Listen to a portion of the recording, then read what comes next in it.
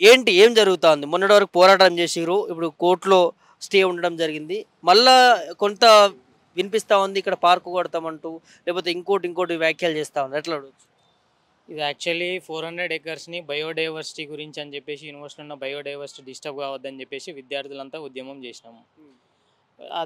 దాన్ని ఆధారంగా చేసుకొని ఫ్రస్ట్రేషన్‌లో ఉన్న స్టేట్ గవర్నమెంట్ ఏం చేస్తుందంటే లేని స్టేట్మెంట్లు ఇస్తున్నారు. ఏంది మొత్తం క్యాంపస్ తీసుకుంటాం, క్యాంపస్‌లో ఎకలాజికల్ పార్క్ పెడతాం అంటున్నారు.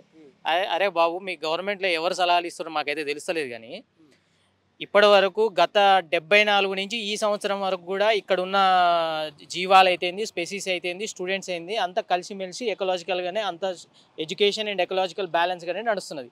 అంటిల్ అండ్ అన్లెస్ మీరొచ్చి 400 ఎకరాలు కబ్జా చేయడానికి ప్రయత్నించినప్పుడు తప్ప ఇక్కడ నేచర్ అంతే ఉన్నది, ఎకలాజికల్‌గా అంతే ఉన్నాం, ఎడ్యుకేషన్ పరంగా కూడా అంతే ఉన్నాం. ఇది కేవలం ఏందంటే డిస్టర్బ్ చేయడం కోసం తలా తోకలేని స్టేట్మెంట్ జీర్ణించుకోలేకపోతున్నది. మామూలుగా అయితే గవర్నమెంట్ జీర్ణించుకోలేకపోతుంది. ఏంది మనకి ఎదురు దెబ్బ తగిలింది కదా, 400 ఎకరాలు మనోళ్ళకి తిందామనుకున్నారో మరి ఏం చేద్దాం అనుకున్నారో. అంతెందుకు ఇప్పుడు ఏ యూనివర్సిటీ చూసుకున్నా కానీ స్టేట్లో అదే పరిస్థితి ఉన్నది. ఏ యూనివర్సిటీలో ఎవరు కబ్జా పెట్టేది తెలుస్తలేదు స్టేట్ గవర్నమెంట్ సంబంధించిన వాళ్ళు, కాంగ్రెస్ వాళ్ళు. సో ఇటువంటి సుప్రీంకోర్టు కూడా ముట్టికాయలు వేసినది. ఏమని, ఎట్లా కొట్టేస్తారు మీరు చెట్లు కొట్టేయద్దు కదా అని చెప్పేసి. దాన్ని భరించలేకనే ఇదంతా స్టేట్మెంట్లు ఇస్తున్నారు స్టూడెంట్స్ని అయోమయం గురి చేయడానికి తప్ప మేము మాత్రం అయోమయం గురి కావట్లేదు. మేమైతే గట్టిగా ఉన్నాం. మాకు కావాల్సిన 400 ఎకరాలు. ఇంకో విషయం ఏంటంటే కాంగ్రెస్ గవర్నమెంట్కి 400 ఎకరాలు పట్టుకొని ఏలాడుతున్నారు. For your kind information, ABVP దీన్ని సీరియస్గా తీసుకున్నది. 400 ఎకరాలు కాదు, 2004లో ఎంఓయూ అయినప్పుడు 534 ఎకరాల ట్రాన్సాక్షన్ జరిగినది. 397 ఎకరాలు మాత్రమే యూనివర్సిటీకి ఇచ్చినారు. మిగతా భూమి మొత్తం 3 నెలల్లో ఇస్తా అని చెప్పేసి ఇయ్యలేదు. అంటే దీని మీనింగ్ ఏంది? ఎంఓయూలో కుదుర్చుకున్నది ఏంది 534 ఎకరాలు, మేము ఇచ్చింది ఏంది 397. 397లో కూడా ఎక్కడెక్కడ డిఫరెంట్ ఇన్స్టిట్యూట్స్కి ఇచ్చినారు. ఎప్పుడైతే ఎంఓఈలో కుదుర్చుకున్నట్టు మీరు 534 ఎకరాలు యూనివర్సిటీకి ఇవ్వలేదో అప్పుడే it's a serious violation of MOU, breach of contract. దీన్ని బట్టి ఏమర్థమవుతుందంటే 400 కాదు 534 ఎకరాలు యూనివర్సిటీకి ఇవ్వాలని కూడా మేము డిమాండ్ చేస్తున్నాం. 534 ఎకరాలు యూనివర్సిటీకి ఇవ్వాలని డిమాండ్ చేస్తున్నాం మేము. కాదు, మరి రీసెంట్‌గా ఎంపీ మల్లు రవి గారు కూడా మాట్లాడుతా ఉన్నారు. ఇందులో నార్త్ ఇండియన్ విద్యార్థులు డెవలప్‌మెంట్‌ని ఓర్చుకోలేక ఇదంతా చేస్తా ఉన్నారు అంటున్నారు. దాన్ని ఎట్లా చూస్తారు?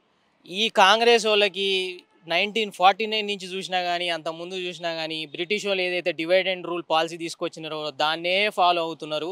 ఏం లేదు, మొన్నటిదాకానేమో లాంగ్వేజ్ అన్నారు, నార్త్ సౌత్ అని చెప్పేసి పాలిటిక్స్ చేసినారు, లాంగ్వేజ్ పాలిటిక్స్ చేసినారు, క్యాస్ట్ పాలిటిక్స్ చేసినారు. ఇప్పుడు తీసుకొచ్చి క్యాంపస్లో స్టూడెంట్స్ మధ్యలో డిఫరెన్స్ తీసుకురావాలని చెప్పేసి నార్త్ ఇండియన్స్ అడ్డుకునేది. ఎవ్రీ స్టూడెంట్ స్టడీయింగ్ ఇన్ ఈ యూనివర్సిటీలో చదివే ప్రతి విద్యార్థి యూనివర్సిటీ విద్యార్థియే. ప్రతి విద్యార్థి కూడా యూనివర్సిటీ భూమి కోసమే కొట్లాడుతున్నారు. ఎవరి ఇంట్లోకి వచ్చేది కాదు, ఎవరు డెవలప్మెంట్ ఆగాలని కూడా కాదు. ఏం డెవలప్మెంట్? యూనివర్సిటీ చుట్టుపక్కల, హైదరాబాద్ చుట్టుపక్కల ఎక్కడ భూములు లేవా? డెవలప్మెంట్ కోసం నువ్వు రియల్ ఎస్టేట్ సాఫ్ట్వేర్ చేయాలంటే ఈ భూమే దొరికిందా? హైదరాబాద్ చుట్టుపక్కల ఎక్కడ భూమి లేదా? ఎందుకు ఈ ప్రైమ్ ల్యాండ్ మాత్రమే ఎందుకు తీసుకుంటున్నారు? ఎందుకంటే పైసల కోసం. 420 హామీలు ఇచ్చిండు, సీఎం అయ్యిండు. ఇప్పుడు ఆ హామీలు తీర్చాలంటే పైసలు కావాలంటే ఏడబడతాడ భూములు అమ్ముతున్నారు. మొదటగా ఐటీ ఇండస్ట్రీలు అన్నారు, ఇప్పుడేమో ఎకో పార్క్ అంటున్నారు. మరి ఏముందనుకోవచ్చు? మొదట ఐటీ ఇండస్ట్రీస్ అని చెప్పేసి 1974లో ఇందిరాగాంధీ గారు అలాట్ చేసినప్పుడే ఇది అకాడమిక్ పర్పసెస్గా ప్యూర్గా యూజ్ చేసుకోవాలని చెప్పేసి క్లియర్గా మెన్షన్ చేసినారు. దాని తర్వాత ఇప్పుడు వచ్చి అదే కాంగ్రెస్ గవర్నమెంట్కి సంబంధించిన వాళ్ళు వచ్చి ఇప్పుడు ఈ 400 ఎకర్స్ ప్రైమ్ ల్యాండ్ మీద కన్నుబడి దీన్ని ఏం చేసినారంటే IT park, IT industries, IT దానికి ఇస్తున్నారని చెప్తున్నారు. ఈ ఐటీ ఇండస్ట్రీస్ లేసి ఏం లేదు కానీ మొత్తం దీన్ని అంతా చదువు చేసుకొని మొత్తం వాళ్ళకి సంబంధించిన వాళ్ళకి అమ్ముకోవడానికో అది చేయడానికో తప్ప ఈ ఐటీ కారిడార్, ఐటీ ఇండస్ట్రీసే కావాలంటే నేను అనేది అదే. హైదరాబాద్ చుట్టుపక్కల ఎక్కడ భూములు లేవా? ఉన్నాయి కదా, అక్కడ డెవలప్ చేసుకోవచ్చు కదా ఐటీ. ఇంకోటి, హైదరాబాద్ కేంద్రంగా ఐటీ డెవలప్ చేస్తున్నాం, ఫైన్. మిగతా డిస్ట్రిక్ట్స్కి కూడా ఐటీ డెవలప్ చేయడానికి విస్తరించే ఆలోచన మీకు ఉంటే బాగుంటుంది. ఇంకా ప్రభుత్వానికి ఈ ఆలోచనను కూడా మీరు వ్యతిరేకిస్తున్నారు. ఎకో పార్క్ అనేది నేను అదే కదా చెప్తున్నది. ఎకో పార్క్ అంటున్నావు, ఆల్రెడీ హైదరాబాద్ సెంట్రల్ యూనివర్సిటీ ఈ 2000 ఎకరాలు అందరికి ఇయంగా 16-18 ఎకరాలు ఉంది, 1800 ఎకరాలు ఉన్నాయి. ఈ భూమిలో ఇప్పటి వరకు జీవరాశులు అయితేంది, స్పెసీస్ అయితేంది, different types of species, rare species మాతో పాటే అలాంగ్ విత్ ద స్టూడెంట్స్ ఎంతోమంది పాస్ అవుట్ అయినాం, చదువుతున్నాం, మాతో పాటే ఉన్నది ఆల్రెడీ. అట్లే మీరు వచ్చే డిస్టర్బ్ చేసినారు దాన్ని. ఇప్పుడు వచ్చి చెట్లు మొత్తం నరికేసి ఆ స్పీసీస్ అంతా చనిపోవడానికి కారణమయ్యేది మీరు.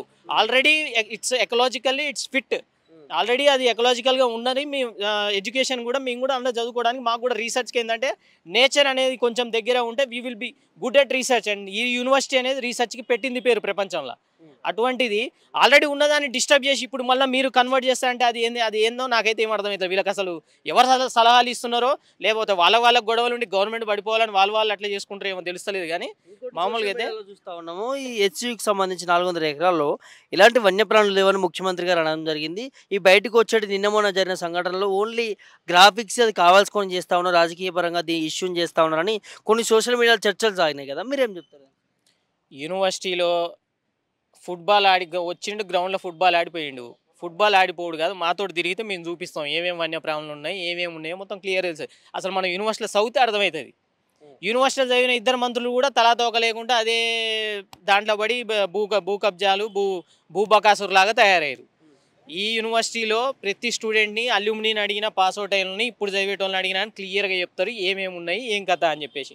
అరే మొత్తం నేషన్ వరల్డే ఒప్పుకుంటున్నది, ఓన్లీ కాంగ్రెస్ వాళ్ళకే కనిపిస్తలేవు ఇక్కడ ఏముంటున్నాయని. మిగతా వాళ్ళందరూ ప్రతి స్టూడెంట్స్ అయితేంది, ప్రతి విద్యార్థి అయితేంది, అసలు ఇక్కడ నుంచి పాస్అవుట్ అయిన అల్యూమినీని అడిగినా చెప్తారు. అంతెందుకు శ్రీధర్ బాబు గారికి కూడా తెలుసు, కానీ కావాలని స్టేట్మెంట్లు ఇస్తున్నాడు. మరి ఆయన ఇంకేమన్నా కావాలో మరి వాళ్ళ సీఎం దగ్గర నుంచి ఏమో తెలియదు. కానీ ఇంకోటి, ఇప్పుడు ఈ స్టేట్మెంట్లు పక్కన పెడితే ఈ స్టేట్మెంట్లతో పాటు సాక్షాత్ మినిస్టర్లే ప్రెస్ మీట్లు పెట్టి మరి పేటీఎం బ్యాచ్ ఇక్కడ ధర్నాలు చేస్తున్నారని చెప్పేసి అన్నారు. మరి ఎక్కడ పేటీఎం బ్యాచ్ వాళ్ళలాగా ముడుపులు ఇచ్చి మంత్రుల పదవులు అయితే తెచ్చుకోలేదు, వాళ్ళలాగా ముడుపులు ఇచ్చి ముఖ్యమంత్రి పదవి తెచ్చుకోలేదు, వర్కింగ్ ప్రెసిడెంట్ పదవులు తెచ్చుకోలేదు. ఇక్కడ చదివే ప్రతి స్టూడెంట్ ఇక్కడ స్టూడెంట్సే దీన్ని ఉద్యమం పోరాటం చేస్తున్నారు. ఈ బయట పొలిటికల్ స్టేట్మెంట్స్ పొలిటికల్ పార్టీస్ ఏమి ఇస్తున్నాయి మాకు అనవసరం. మాది ఏంటంటే మీ యూనివర్సిటీ ల్యాండ్ కోసం యూనివర్సిటీ స్టూడెంట్స్ పోరాడుతున్నారు. యూనివర్సిటీ స్టూడెంట్స్నే మీరు విచక్షణ రహితంగా లాఠీ చార్జ్ చేసి కొట్టించిన వాళ్ళు బయట వాళ్ళు ఇన్వాల్వ్ అయితే మీరు ఊరుకుంటారా? యూనివర్సిటీలో ఈ పాటికి తీసపోయి జైలు వేస్తారు. అట్లా కాదు కదా, university students are fighting for university land అంతే. కోర్టులో కూడా స్టే ఉండగా ఇప్పుడు మా ఎంపీ కావచ్చు వీళ్ళు మాట్లాడడం ఎట్లా చూస్తారు అసలు ఇదంతా? కోర్టులో ఆల్రెడీ వ్యవహారం నడుస్తున్నది, అయినా దాని మీద స్పందించడమే ఇట్స్ కంటెంప్ట్ ఆఫ్ కోర్ట్. అయినా సరే వీళ్ళు దాని గురించి స్టేట్మెంట్లు ఇచ్చి ఏమంటారంటే తప్పుదో పట్టించడానికి, స్టూడెంట్స్లో అయోమయం క్రియేట్ చేయడం కోసమే ఈ స్టేట్మెంట్లు. కానీ నువ్వు 400 ఎకరాలు తీసుకుంటేనే ఇంత జరిగినది, దేశంలోనే యువతను ఏకం చేసినావు. నువ్వు మొత్తం యూనివర్సిటీని తీసేస్తా అంటే ఖాళీ కూర్చుంటావు అనుకున్నా. యూనివర్సిటీ స్టూడెంట్స్ అయినా మొత్తం ప్రపంచం కూడా కదిలేటట్టు చేస్తామని చెప్తున్నాం, హెచ్చరిస్తున్నాం. వేరే సైడ్ షిఫ్ట్ చేయాలంటే ఈ యూనివర్సిటీ 1969లో తెలంగాణ ఉద్యమాన్ని చల్లబరచడానికి, దాని తర్వాత వచ్చిన జయాంధ్ర మూమెంట్ని ఆపడం కోసం, చల్లబరచడం కోసం ఈ యూనివర్సిటీని ఇచ్చినారు. ఇప్పుడు తెలంగాణకి తలమానికంగా ఉన్న ఏకైక ప్రఖ్యాతిగా చెందిన యూనివర్సిటీ, రీసెర్చ్ ఓరియంటెడ్ అయిన నా సెంట్రల్ యూనివర్సిటీలో హైదరాబాద్ సెంట్రల్ యూనివర్సిటీ టాప్ 10లో ఉంది ఇండియాలో. ఇక్కడ రీసెర్చ్కి పెట్టింది పేరు. మన స్టేట్ యూనివర్సిటీలో ఆల్రెడీ భ్రష్టు పట్టించారు. అక్కడ టీచింగ్ ఫ్యాకల్టీ లేదు, నాన్ టీచింగ్ ఫ్యాకల్టీ లేదు, ఏం లేదు, అక్కడ భ్రష్టు పట్టించారు. ఈ యూనివర్సిటీ టాప్ 10లో ఉన్నది. ఇక్కడ ఉన్న ఫ్యాకల్టీకి పేటెంట్ రైట్స్ కూడా ఉన్నాయి, వరల్డ్ ఫేమస్ ఫ్యాకల్టీ కూడా ఇక్కడ ఉన్నారు. అటువంటి ఈ యూనివర్సిటీని 69 నుంచి ఇప్పటి వరకు ఎస్టాబ్లిష్ అయ్యి వెల్ డెవలప్ అయ్యి ఇన్ఫ్రాస్ట్రక్చర్ ప్రకారం కూడా వెల్ డెవలప్ అయిన యూనివర్సిటీని వేరే స్టేట్తో షిఫ్ట్ చేస్తామని చెప్పేసి అనేది వాళ్ళది ఏమైనా పబ్బం గడుపుకోవడానికి ఇచ్చే ఉచిత స్టేట్మెంట్లు తప్ప అది జరిగే ప్రసక్తే లేదు, జరగనీయమని కూడా మేము స్టేట్ గవర్నమెంట్ హెచ్చరిస్తున్నాం. ఒకవేళ ఇప్పుడే ఇలా మాట్లాడారు, రేపటి తర్వాత 16 తర్వాత ఒకవేళ ఇదే కంటిన్యూ చేస్తే ఎట్లా ఉండబోతుంది? 16 తర్వాత దాని మీద నేను ఇప్పుడే స్పందించాను, ఎందుకంటే కోర్టులో ఉంది కాబట్టి. కోర్టు ఏం తీర్పిచ్చాను, we are very much respectful for the honourable court, supreme court and high court. ఆ కోర్టు చెప్పిన దాని ప్రకారం మేము ఏం చేస్తామనేది మా కార్యాచరణ మేము చెప్తాం.